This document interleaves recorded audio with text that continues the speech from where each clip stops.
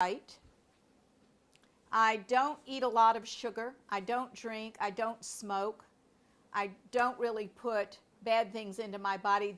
I was laughing with Tracy earlier saying really the worst thing I do is an occasional Diet Coke. That's about it. I don't even drink coffee on a regular basis, although I did tonight, but not often. I'm usually a tea drinker. I make sure that I get 64 ounces of water down me a day, which I have not, but I have it here. And I will before I go to bed because it's that important. So everything that I do, and you think, gosh, that's so limiting. And I want to tell you that the more you see of who you really are, and the more you see of what is coming through you, and the more you see how Spirit supports you, and the more you experience this, and you all had this wonderful taste of it 2 weeks ago when some of you did this healing and development class. Did anybody think they could do all that? You see, just amazing stuff. You really want, all of a sudden your choices change. And nothing is wrenched out of your hand. That candy bar is not wrenched out of your hand. You simply don't want it. You just start wanting what's good and healthy and what keeps you in that state more often. I make sure that I get enough sleep. It is rare when I don't. You will not see it in my performance because of the things that I'm teaching you in this class, like the click exercise. You will see it in my face because I am 62 years old. And so I start looking a little tired and haggard. Maybe not even a little, maybe a lot. And here's the next thing. I do not deny myself anything. All of you, and Spirit told me this earlier today too, everybody is in denial of themselves. Not only are you in denial of yourselves, but you are also betraying yourselves over and over again.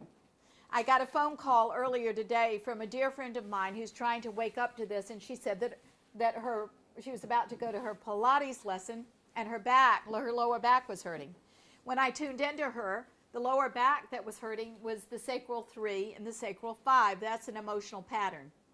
The sacral 3 and the sacral 5 tells us that it's really something that the emotional body is saying. And so I tuned into her, and what she was doing was that she had agreed to something she didn't want to do. And when we talked, absolutely, she'd agreed to something she didn't want to do. And her body was telling her, now keep in mind that this is not going to always happen to everybody out there, but it's going to happen to you because you have set your mind to be conscious. And so when you are not in agreement with that, these things are going to come up, and the privilege of what we do is to learn how to talk to the body and talk to the emotional body and talk to the spiritual body and the physical body and find out what's going on. What have you done? Which you go, oh, okay, wait a minute. All right. She wants to go on a trip more than anything in the world to Europe. Her husband said, no, Europe. But we'll go for a weekend down to Florida. And she said, guess what? Okay, honey. Sure. That'll be real nice. Oh, she didn't actually say that. But, inside she was going, I'm going to kill the... Okay. So she betrayed herself. Instead of saying, babe, let's talk. This is not working for me this way.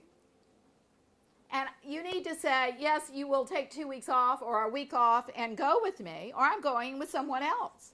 But she has this fantasy that she's got to go with him. You see? Honey, we're lined up to go where she wants to go. All of you all would be too. We'll go with you. Let's go.